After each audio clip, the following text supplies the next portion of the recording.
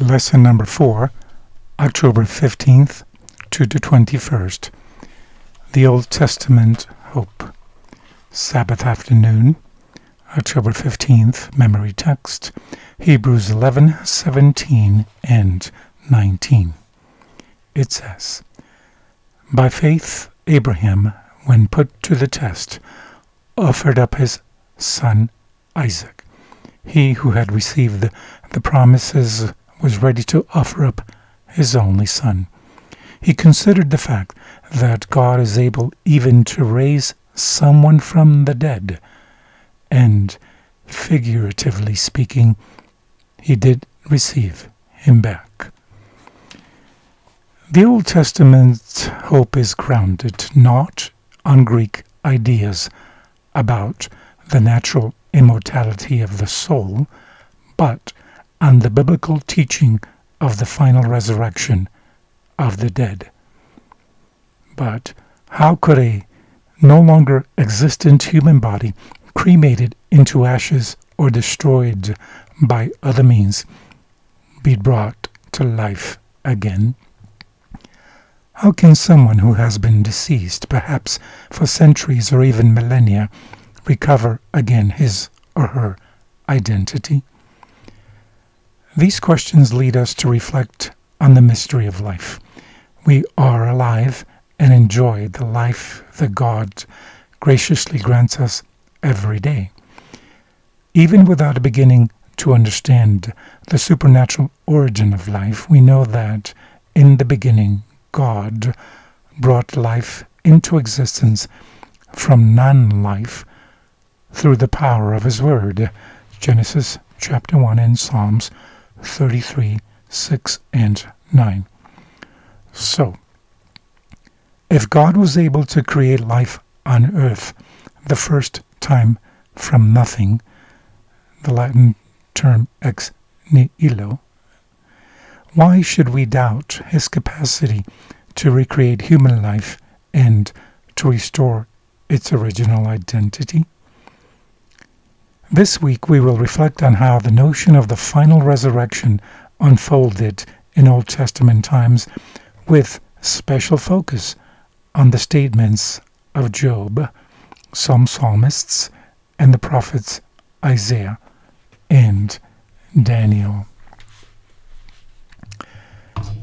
From the book Spiritual Gifts, Volume 3, page 106 and 107, it says, "Abraham believed that Isaac was the son of promise.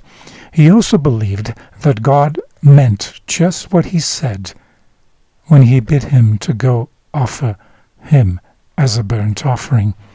He staggered not at the promise of God, but believed that God, who had in His providence given Sarah a son in her old age, and who had required him to take that son's life, could also give life again, and bring up Isaac from the dead."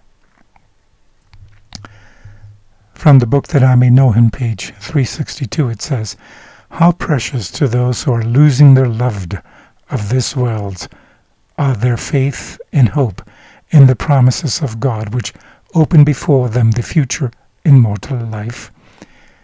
Their hopes may fasten upon unseen realities of the future worlds. Christ has risen from the dead, the first fruits. Hope and faith strengthen the soul to pass through the dark shadows of the tomb, in full faith of coming forth to immortal life in the morning of the resurrection." The paradise of God, the home of the blessed.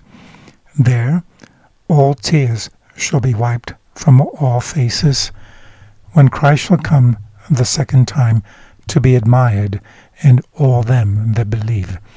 2 Thessalonians 1:10. Death shall be swallowed up in victory, and there shall be no more sickness, no more sorrow, no more death.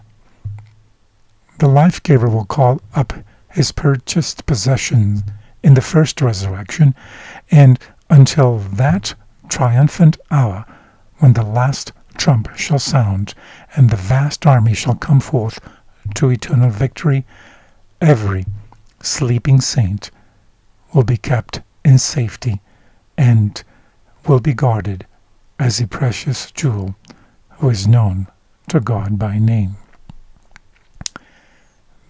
The book Lift Him Up, page 54, it says, "By and by, the gates of heaven will be thrown open to admit God's children, and from the lips of the King of Glory, the benediction will fall on their ears like richest music."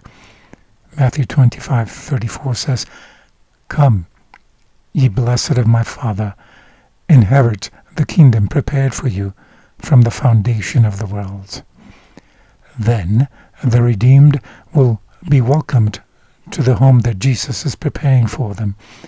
There their companions will not be the vile of earth, liars, idolaters, the impure, and unbelieving, but they will associate with those who have overcome Satan and, through divine grace, have formed perfect characters. Every sinful tendency, every imperfection that afflicts them here has been removed by the blood of Christ, and the excellence and brightness of his glory, far exceeding the brightness of the sun, is imparted to them. Have a wonderful Sabbath.